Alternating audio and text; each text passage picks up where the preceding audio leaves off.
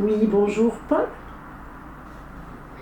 Oui, bonjour, je me présente, je m'appelle Déborah, je travaille comme médiatrice spécialisée pour l'association La Valise. Nous sommes une association qui propose la construction de dialogues et des accompagnements en justice réparatrice. Et nous avons reçu une demande vous concernant de la part de Sophie.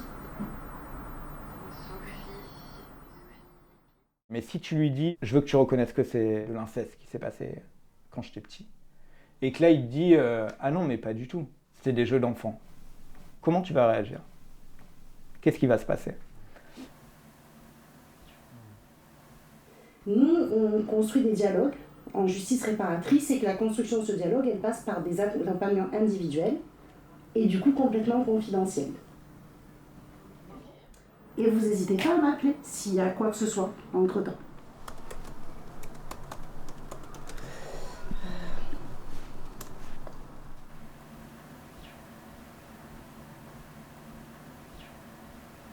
Parce que là du coup il y a un truc de confidentialité, c'est-à-dire qu'il ne sait pas qui t'es, tu ne le connais pas, il peut te mettre la presse, et en fait derrière rien faire du tout parce qu'il flippe trop, tu vois. Tu peux toujours lui dire, ben voilà, moi j'ai pas le droit de te donner l'information là sur là où on est le processus. Puis le cadre, tu le poses en plus, et il est accepté. Enfin, tu vois, il y a vraiment ce truc de... Parce qu'au final, même au moment, tu vois, si ça va jusqu'au dialogue, ce sera la même position pour toi. Tu sais qu'il pourrait, admettons, dire des choses qu'il va pas nécessairement dire au moment. Je l'ai déjà eu tout le temps, ouais. des échanges d'infos et tout. Pour nous, ce qui est vraiment important, c'est de voir que ce qui, toi, te maintient en sécurité, quoi. C'est pas du tout à pousser un dialogue. En fait, si, il faut voir c'est quoi tes impératifs.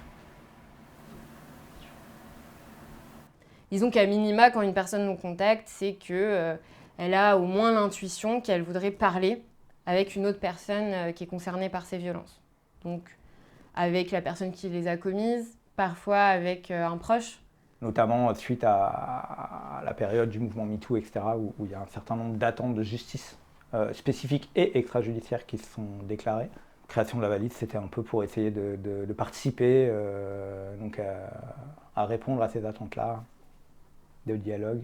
On n'est pas des experts en fait, on laisse les personnes identifier quelles sont leurs attentes de réparation, ce qui serait réparateur pour elles, ce qu'elles viennent chercher dans cette démarche-là. Donc, je crois que la justice réparatrice, c'est vraiment un espace qui redonne l'expertise aux gens, qui leur redonne, on pourrait dire, voilà, du pouvoir sur ce qu'elles ont traversé, sur ce qu'elles traversent, et qui replace ça vraiment au centre du processus.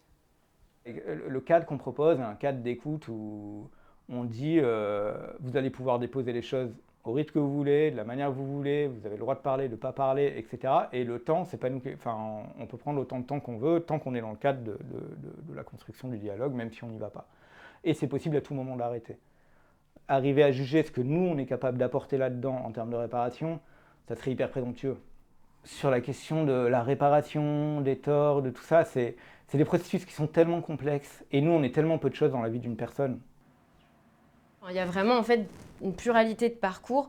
Donc je pense qu'une stratégie qui viserait vraiment à lutter contre ces violences, ou en tout cas à pouvoir accueillir les victimes de la meilleure des manières, ce serait vraiment de diversifier les espaces et les sens que la justice peut avoir en fait après ces violences-là. Il y a plein d'attentes différentes. Il y a par exemple des personnes qui viennent chercher des réponses à des questions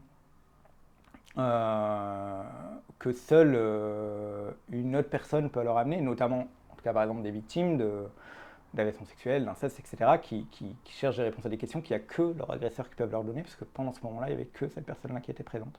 Après, il y a des attentes de reconnaissance. Il y a des personnes qui ont besoin de rompre le lien. Donc ils ont besoin de pouvoir dire en face, à leur hauteur, les yeux dans les yeux, plus jamais je te parlerai, plus jamais je veux te voir. Si tu me croises dans la rue, tu baisses les yeux, on ne se regarde pas, on n'a plus rien à dire. Qui est-ce qui va te soutenir pendant cette démarche enfin, tu vois, faut que tu puisses en parler à quelqu'un, le côté...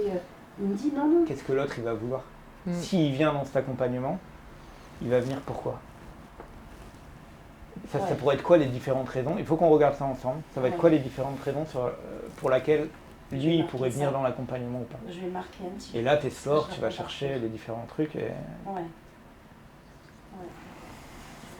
Ouais, on verra. Bon, ben voilà, merci. Hein. Là, on m'avait rassurée, j'ai une montée de culpabilité, de sueur. Ça monte là, quand il m'a dit ça.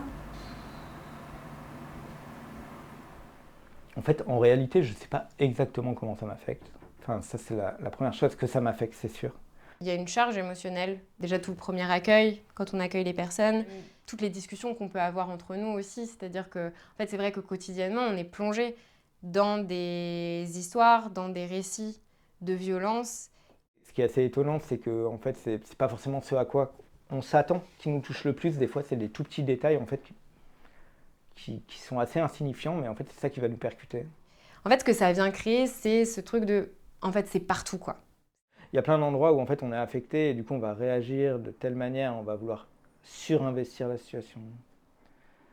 Donc, il faut regarder tout ça, et ça, vraiment, l'équipe, le fait de travailler à plusieurs, d'être supervisé, plus que tout, c'est les collègues. Enfin, le fait de pouvoir à chaque fois parler de là où on est, etc., de ce que ça nous fait. Peut-être après la valise, mannequin demain. Et mannequin.